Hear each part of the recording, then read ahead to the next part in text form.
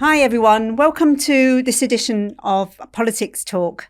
Our regular listeners will have spotted that I am not Keiran, our usual host, and my guests today are not Cameron and Holly. That's because with Parliament in recess, we thought it was only fair to give them a break too. But don't worry, this edition will be full of political issues because we are going to focus and do a deep dive on house building today, and in particular, the Green Belt. Now, this has been in the news quite a lot of late, and it is quite a divisive issue and an important one at that. And public opinions really matter on this. And the debate about house building up to now has often been couched in terms such as NIMBYism and also the builders versus the blockers. So you hear lots of politicians using those terms recently. I'm Trinh Tu, Managing Director of Public Affairs in the UK, and today I am joined by my colleague Ben.Marshall, who is our resident expert on all things housing, and I'm also joined today by James Fransham from The Economist. Welcome both. Good to be here. Great. Now, James has written a wonderful article for The Economist on this topic, the Green Belt, which was published last week. And it draws on extensive data, including our own recent survey on public opinions to the Green Belt. So today we're going to talk a little bit about the article. I myself have read it and I found it fascinating and learned so much from it. And we're really looking forward to delving deeper into it in terms of what it means for house building and the Green Belt for the future. So first of all, James, welcome. And just to find out a little bit about the article itself, why did you decide to focus on the Green Belt? And perhaps you can explain to our listeners a little bit about what is the Green Belt? Mm-hmm. Is it really as green as it sounds? Sure, yeah. So the reason we wanted to do the article basically was because there's a lot of talk in political circles and in policy circles about the Green Belt at the moment. So as you pointed out in your intro there, the Conservatives have been tweaking planning laws in their kind of 13 years in power. But at the moment, there's kind of provisional legislation going through which will basically tighten up restrictions on the Green Belt. And then on the other hand, the Labour Party have said that Lisa Nandy, the housing secretary, shadow housing secretary, has said that she wants to lift the taboo on the Green Belt. So this kind of brings to the fore kind of what is the Green Belt, what does it do, what doesn't it do, and, which side of the fence do we want to sit on? So my article is very much focused on a little town in Oxfordshire, just north of Oxford, called Kidlington, where there's this Kidlington Gap. And there the Green Belt kind of envelopes the whole of Oxford, and a bit of the Green Belt has been released in order to build 4,400 homes. And as you can imagine, this is really quite contentious. So you kind of go, okay, what is the Green Belt for? Where did it come from? How do we get here in 2023? And so if you go back to the long, long history of the Green Belt, basically, Elizabeth I wanted to put a cordon sanitaire around London, around the city of London, in order to improve sanitation in Westminster, effectively. And that didn't really happen. But fast forward several hundred years, and in the 1940s, the London Plan, the Greater London Plan, suggested a green belt of about 7 to 9 miles wide around London. And then in the 1950s, that was expanded to as many as 35 miles wide. And then a planning designation a designation from the Housing Ministry suggested that all kind of local authorities should introduce green belts in their local plans. So during the 1950s and 1960s, basically 180 local authorities now have green belts. So the green belt today, and I should also add that it expanded, it doubled in the 1980s. So the green belt today is about 1.6 million hectares of land, which accounts for about 12.5% of the total land area in England. And it's not just one green belt as well. London's metropolitan green belt, which really envelopes the city, accounts for about 30% of the total 1.6 million hectares. And then the green belt, which is kind of across all of Greater Manchester, Merseyside, Cheshire and Yorkshire is another 30%. But there are another 14 green belts on top of that. So Oxfordshire's, for example, Oxfordshire green belt is about 1/6 of the county. So, and these green belts, it's not a central government designation. They're all done on kind of a local authority basis. They, in the normal order of things, local authorities make plans to find sites for housing development, and if they are enveloped by greenbelt, they can't build on that land, unless there are kind of extenuating circumstances, and they can't find additional sites anywhere else. What the Conservatives want to do is strengthen those protections and to say there's going to be no onus on local authorities to release greenbelt land.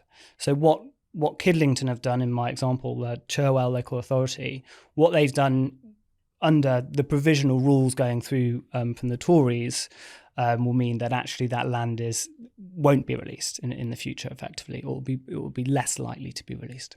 And how many green belts are there in total? There are 16 green belts in total. So when we talk about a green belt, until I read your article, I just assumed there was one green belt, but there are actually 16 green belts. Yeah. Okay. And then I can also add that what is the green belt and what does it consist of? So in terms of the headline stats, so much of the green belt is agricultural land. So you can imagine in London, this kind of belt kind of envelopes the whole of the rings the whole of the city kind of around the M25 and out to the home counties. So about 2/3 of the total 1.6 million hectares is agricultural land.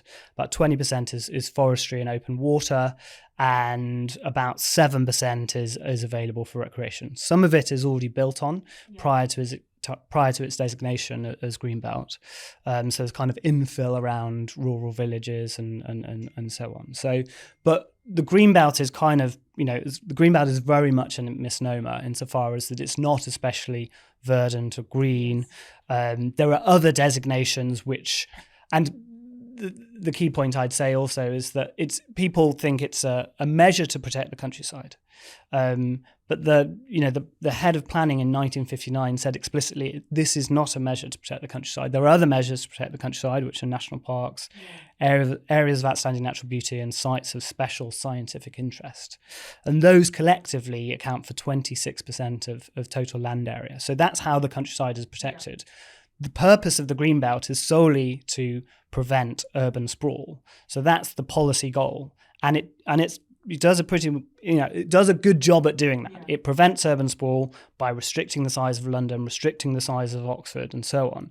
And it does this around many different cities and 180 local authorities. But at the same time, because these rings are effectively set in aspic, that it means that we can't find enough sites for house building. So those I'm coming not on now to the problems associated with this policy goal, but that is, we've got to talk a little bit more about that in a minute as to why we can't, why do we need to go anywhere near the green belt, and why can't we build somewhere else. But first of all, Ben, just kind of touch a little bit about the survey. So we did a survey, which obviously James drew on as one of his piece of evidence. Tell us a little bit about the survey, and what does the public get what the green belt is? Are we having a discussion where the public is informed about what it is and what the issues are? So for quite some years now, we've been polling the public on their attitudes towards housing and house building. We have also been running a series of what we call Perils of Perceptions pieces to really precisely do what you were alluding to, which is to find out what people do know and to compare perception with reality. And I think that the current discourse about the Greenbelt in particular was a great opportunity to really find out what people do know about the Greenbelt and what they think about it. We did do a survey for CPRE a few years ago, which found that the majority of the English public didn't feel they knew much about the Greenbelt, but they felt a degree of warmth towards it. In fact, a quarter of people have said they'd never heard of it. The survey we did this time in partnership with The Economist was all about really understanding attitudes to house building, So we covered NIMBYism, for example. The conditions and there's a lot of conditionality that people are attached to supporting or indeed opposing house building. What they know about the extent of development in England currently, and also what they think about the green belt vis-a-vis meeting housing needs. So getting people to trade off protection of something against the recognised need for Britain to build more homes. And actually that is something that came very loud and clear through the survey again, is that people recognise the housing crisis, and a good number of them make the link between housing supply and affordability. And of course, during the cost of living crisis, we've become ever more sensitive as a population to the affordability crisis that makes up the housing crisis. So we did the survey in July, and James covered it beautifully. But if I could use a phrase that he used in his article to sort of sum it up, it is that in general, voters love the green belt, but it's a kind of blind love in many ways. It's based on quite a shallow understanding of what it is. And who can blame people? Because as James has already alluded to, it's a fairly niche topic within a topic that isn't something that people think about an awful lot. And the headline we used was that 6 in 10 people in England favour retaining the current green belt or belts, even if it restricts the country's ability to meet housing needs, whereas 2 in 10 state the opposite. Even amongst those instinctively pro-building, there is this strong attachment to what Paul Smith of Land Securities called one of the most successful pieces of branding in British history. So it's tremendously challenging for any politician or anyone really to have as a journalist wrote about recently, a grown-up conversation about something that is held dear to people.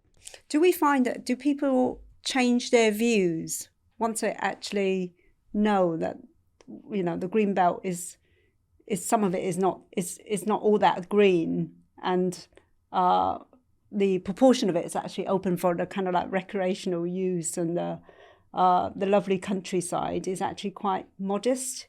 Do we find that people change their perceptions then? This is what we don't know an awful lot of yet, because the deliberative component you describe is more challenging in a survey context. And I actually think this topic is absolutely ripe for doing a more deliberative component in allowing the public into this conversation. It's, you can't fact check a feeling. We know that people's base case, so people wildly overestimate the extent of England that is currently developed. On average, the mean guess is 47%, when in fact the reality is 9%. So people have a pretty warped view of the current state of our green and pleasant land and the extent to which it's built on. When we tell people that actually the green belt constitutes 13%, my working hypothesis is that people do the maths and on average work out that there's 40% up for grabs. That probably sensitizes them to the threat, the loss aversion that could be caused by additional building, particularly in a context where people, we know from other research, are not particularly enamored with what they see in terms of solutions to the housing crisis. In other words, unaffordable flats that are being built that don't work for anyone. And we know from the survey for The Economist that the difference in levels of support between building on greenfield and brownfield is considerable. So 25% of the population support building on greenfield, new local homes, whereas it's 69% for brownfield. And even those who are instinctively opposed to building are majority supportive of building on brownfield, which just shows the power of the terms brown and green in any narrative vis-a-vis housing and house building. No, I completely agree. Perhaps that can be our next project, James, to do a deliberative event and get people to trade off between where they want to build. So brilliant. Let's kind of move on now. Now we know all know what green belts and brown belts are.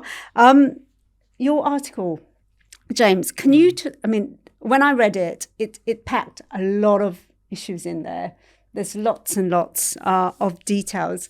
Could you just kind of like summarize for us what the kind of the 3 to 4 key takeaways from your article? Yeah, okay. So what I'd say is, what's wrong with the green belt? So there's kind of, urban sprawl is the aim of it. It does a good job at doing that, broadly speaking.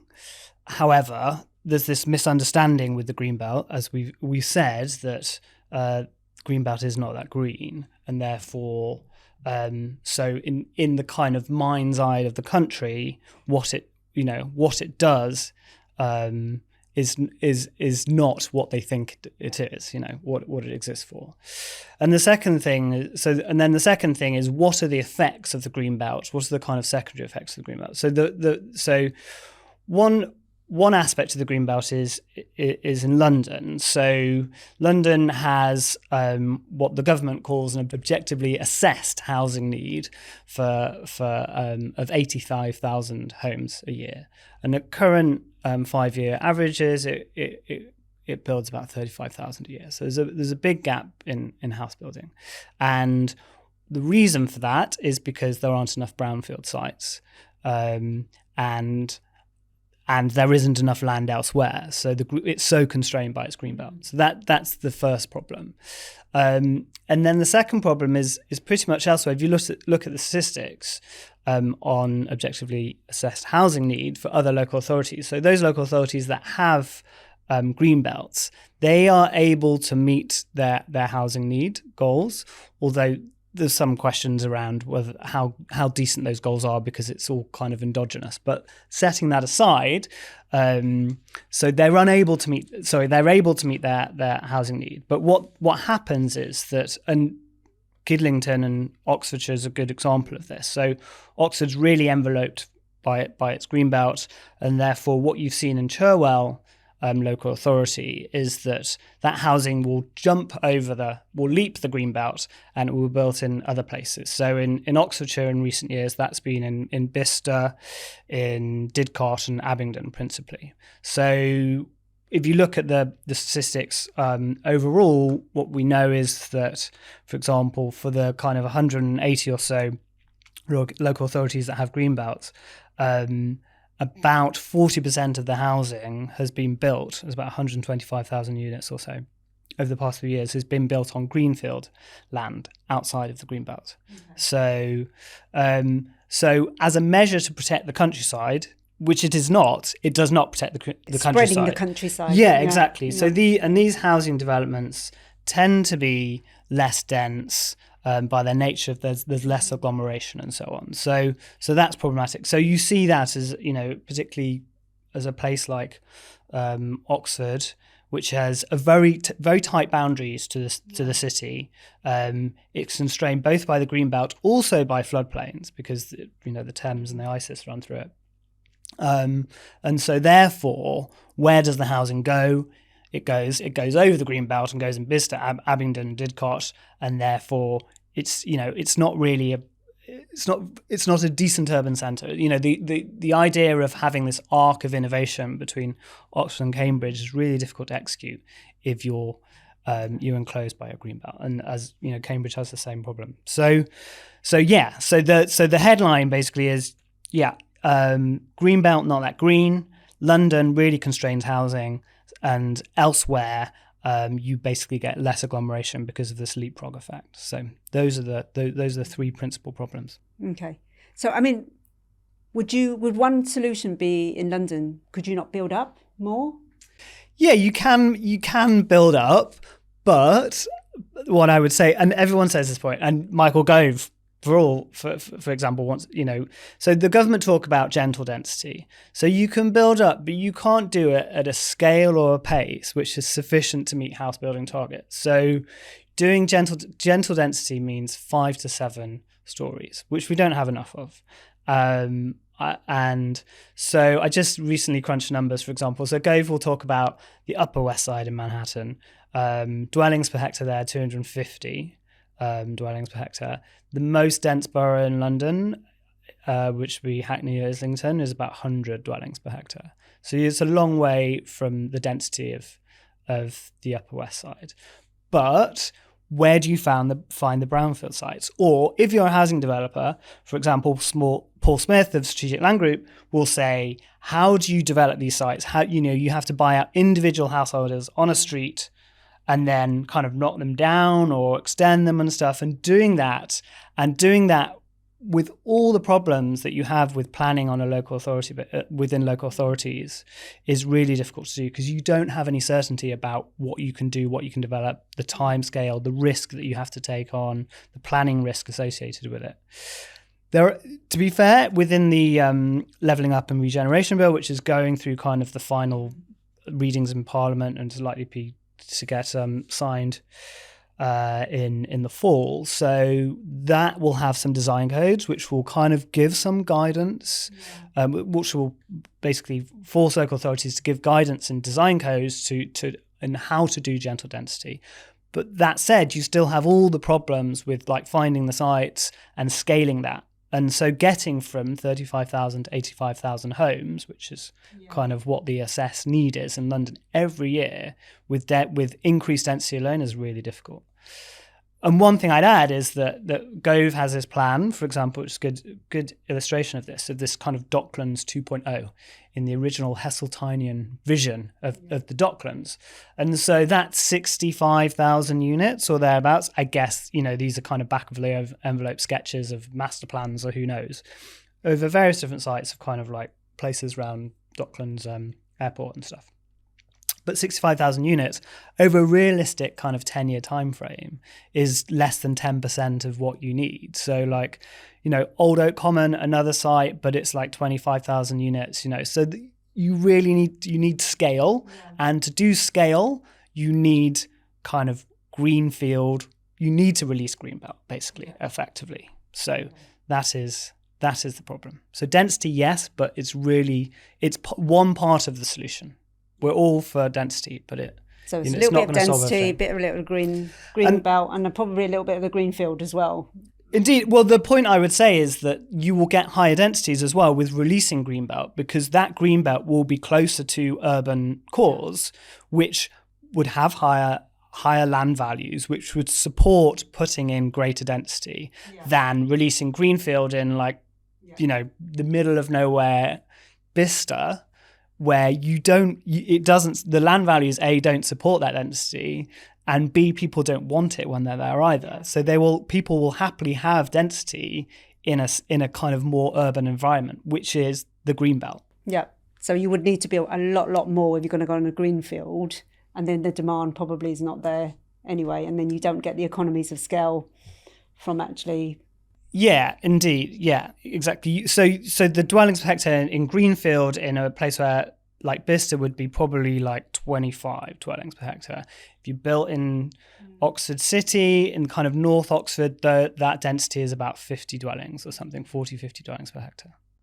I think this is one of the challenges as well with housing is that it's very hard to do everything with one silver bullet, one policy, and many people have been calling for many years for a more strategic approach to housing.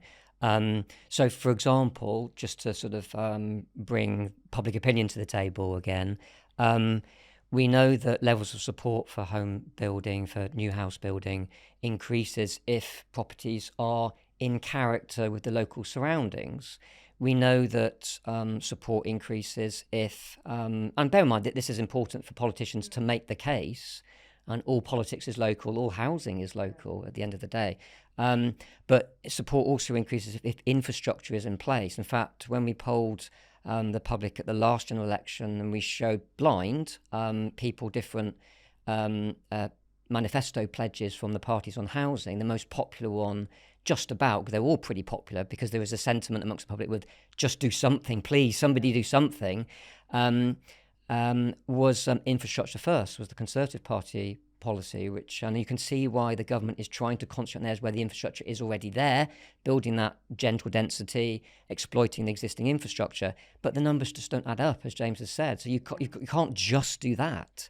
So I think the point is and this is where this is an issue that is really ripe for political leadership, hence all the challenges with, do you lead opinion, do you follow it, do you try and do both? You can't build a lot of millions of houses without, make an omelette without breaking an egg. You can't, something's got to give. And that's one of the challenges that the academic Ben Ansell has said. One of the challenges is in the prosperity trap, as he calls it, as a chapter in his book about why politics fails, is short-term versus long-term. Yeah. Short-term expediency, don't rock the boat, keep the locals happy, versus what is a national imperative.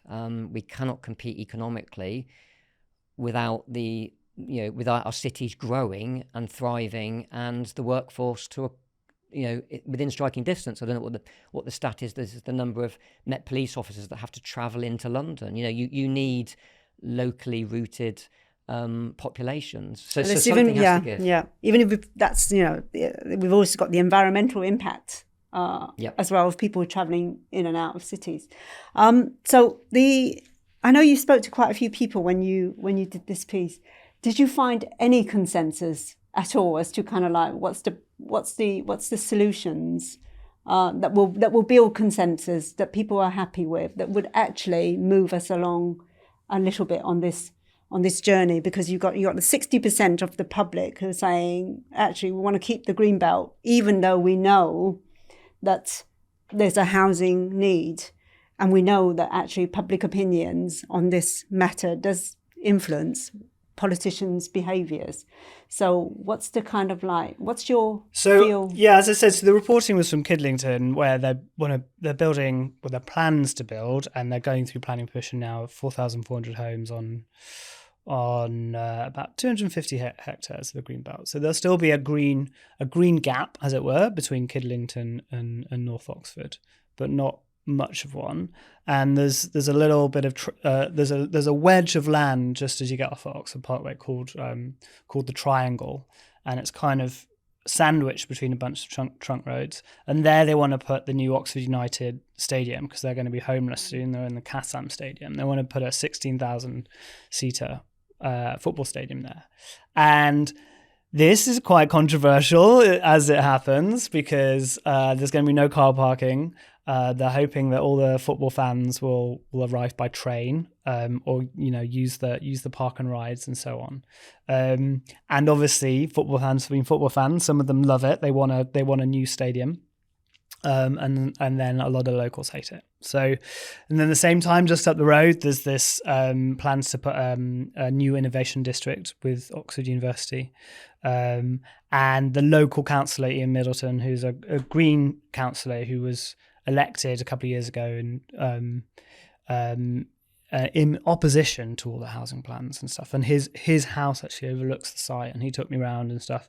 And yeah, his house is going to be surrounded by other houses in about 5 years from now, rather than surrounded by kind of a wheat field and stuff. So for him, obviously, there's a cost. And the problem, as Ben, was saying, is all development comes with costs and benefits. And those costs accrue to the people that are there, and those benefits accrue to the people that tend to be the people that haven't yet moved in to the area. And so if you're a local politician, like Ian Middleton is, he's going to go, well, the people who, elect me basically don't want this. So I'm going to say, I don't want this. It's an easy position to take. You're not represented by the people that aren't yet there. So that's part of the problem. So you need basically to stretch the kind of the politics of it all in terms of the horizons, and kind of go, let's imagine a world where this is 25 years from now. What does Oxford, North Oxford and Kidlington look like? And is this more desirable than, quite frankly, like the crappy road and the kind of crappy kind of area that we have already? And actually, if you have a vision for that, and I guess that's what master plans are for, is to kind of go, look at this. This is what, done well, we can create. Then hopefully a lot of people would go, actually, yeah, I can see the sense in this. I think so, in respect of like Labour's position of wanting to lift the taboo on the green belt, if you look at our polling, it's actually quite a brave position to take. But having said that, there are lots of people that realise we do need to build more homes, and some of those have to be on the green belt. And the kind of numbers that we're talking about are not that massive. The green belt's 1.6 million hectares. You'd only need to release 10% of that land to build 5 million homes. 5 million homes, because half of our homes already come from brownfield land anyway. Yeah. 5 million homes would see you for basically like 15, 20 years, 25 years of house building. So, you kind of be sorted for that. If you want to build. So it just needs someone with the kind of both the strategic politicians in Whitehall with the strategic vision of kind of going like, and a brave decision, but also local politicians to also acknowledge that, they're not just thinking about this kind of 2, 3, 4 year political cycle that they're in. They need to think big. And so connecting those two is really the challenge, I think. I think that was evident in the survey as well when we asked people to essentially attribute blame, that's too strong a word, but to identify the extent to which different actors were responsible for the chronic undersupply of homes in Britain. And restrictive planning and the difficulty of finding sites was salient, is that a good degree of people, a majority, considered that to have a great deal or a fair amount of responsibility for undersupply. But beyond that was local opposition and also political interest. And, the short-termism that James described is a difficulty. At the same time, I think that there's an awful lot, and it's interesting, an awful lot of opportunity to tell a positive story, about housing and house building and the regeneration, uplifting of areas, which politicians, if they're being imaginative, would grasp. And some would say Labour are trying to do that now, we're being a bit bolder. And because, we talked about this before, Trin, is that the lovely metaphor with the high-vis jacket and the hard hat that politicians love. But there are different ways of doing it. I think that's the thing about the more strategic look at the way we do planning, the way we do this. Quite often, to be fair to local communities, housing, and James talks about this, one of the kind of unforeseen consequences of the green belt is that housing is plonked in the middle of nowhere with insufficient infrastructure, with limited engagement. Politicians haven't done the kind of the engagement with communities, partly because perhaps they don't want to. They're a bit scared of being associated with it. So there's some interesting ideas about offsetting. You talked about offsetting, whereby pockets of the green belt could be available for building on the proviso with an equal amount of land protected elsewhere where it's suitable to do so.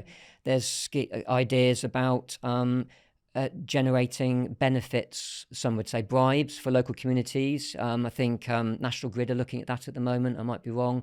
But the idea that they get cheap electricity if the community sanctions or approves the building of new energy generating infrastructure in their local area. So there needs to be a different way of doing it, but the only way we can ever get anywhere close to that is having a conversation about it. And the challenge with a conversation about the green belt, as we've already alluded to, and housing supply, is it's very emotive. Now, we can't ignore that, but we've just got to take the edge off it a little bit, use evidence, understand the nuance, engagement to really cut through that. Do you think Labour will be brave enough to actually go the full hog? I think it's interesting when we consider housing as an issue. I think in recent years it's gained more prominence and salience. But for an issue to really cut through, voters need to discern a difference between the political parties, and they've got to be confident that actually the government of the day will be able to do something about that problem. And that's where housing has fallen down a little bit. It has been described as the wobbly pillar of the welfare state. It's not like the NHS and to some extent immigration, where the government can pull a lever. It's a market, supply and demand. Can you control that? All that sort of thing. But today, I think the parties have tried to weaponise and then neutralise. So we had this sort of arms race at the last election. We'll build 1 million. No, we'll build 1 million as well. We'll do a bit more than 1 million. So will we. And I think there's a degree of fatalism and scepticism that people will follow through. So for Labour, being more bold in their language and their rhetoric, I think it suits them probably to talk about the Conservatives' record. It always suits them to talk about the Conservatives' record, but also to say we will do things differently. But the challenge will be actually delivering on that, particularly as a lot of swing voters need persuading that their local area does need new homes, all politics is local, all housing is local. So how will that work out in 650 constituencies? I mean, I do. I mean, with the general election just round the corner, and you've got the cost of living and the interest rates, and young people getting a lot more vocal now. I mean, what do you expect we're going to be able to we'll see in the coming months? So we've got the party conferences coming in the autumn. This issue doesn't look like it's going to go away. No, for sure. So what I think we kind of know what you'd like to see, but what do you think in practice is going to, what can we expect in the coming months? So with respect to the Tories' position, I imagine a lot of doubling down on the kind of rhetoric of not concreting over the countryside. A levelling up and regeneration bill will be signed in. With that, they'll finalise the kind of provisional changes to the national planning policy framework, which will then seek to strengthen the Greenbelt. There'll be discussions about the 300,000 target and whether it can be met. And there are lots of concerns about the changes that I just mentioned to the MPPF, restricting the amount of house building, even in light of the current economic environment with interest rates and inflation and so on. So I think there's going to be quite a bit of pressure on Gove and Sunak in order to demonstrate that they can increase house building under the kind of provisional legislation that they have at the moment. And I think contrasted with that, you will see kind of a bit more flesh on the bones of what Labour want to do with respect both to the Greenbelt, but also with respect to what the planning environment looks like. And, for example, discussions about, whether 300,000, for example, homes a year, which is the Tory target in England. Last year we built 130,000, so this is net housing completions. Whether that has indeed meaning, and indeed where those homes go, and whether you should put they should be mandatory, for example, for local authorities. So Sunak has said that they're not mandatory; they're just the beginning. Aren't they? Yeah, the beginning of a conversation, exactly. But a lot of the people I spoke to was, firstly, questioning whether 300,000, where that comes from, and indeed, it kind of comes from thin air, effectively. But it's a decent number if we could get there. But secondly, what the kind of mix of tenure should be as well. So that comes at kind of social housing. So I think a number put out by a parliamentary committee was kind of 120,000 or something social homes a year. So you may see, I think, Labour kind of putting flesh on the bones of actually what targets would look like, how you would get there, and whether they would stick with the kind of reasonably liberal position that the Tories have taken with planning changes. So, what about you, Ben? Knowing what we know about public opinion, what do you reckon is going to happen next? Oh gosh. Housing is sort of having its place in the sun at the moment. It's our miserable summer. Is that it's getting a lot of focus. I have been around long enough to know that sometimes that waxes and wanes. I think the cost of living crisis has made the housing crisis bigger and uglier for many different reasons. But it does feel like this is just a new phase. Is that there is that discernible difference between the parties and their approach.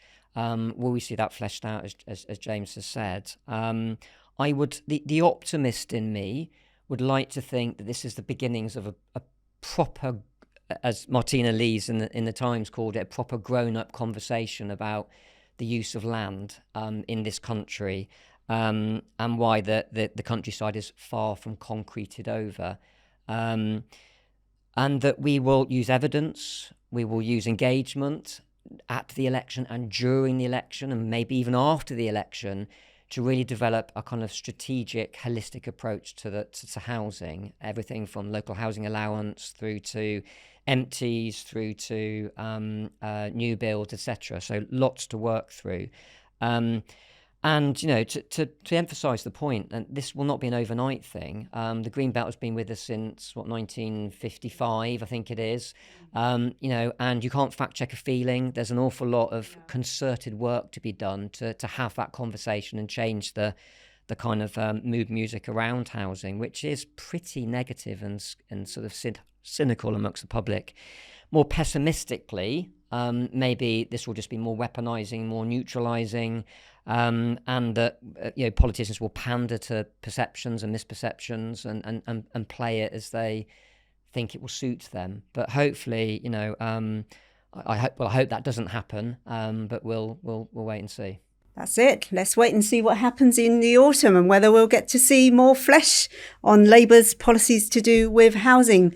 Well, thank you, everyone. That's all we've got time for today. Thank you both to my brilliant guests for joining us on this episode of Politics Talk. And I thoroughly recommend that you have a read of James's article. Like I said, I learnt a tremendous amount from reading it. And so check our website. We'll have a link to the article and also to the survey with lots and lots of data from the study that Ben mentioned. So thank you very much and keep in touch.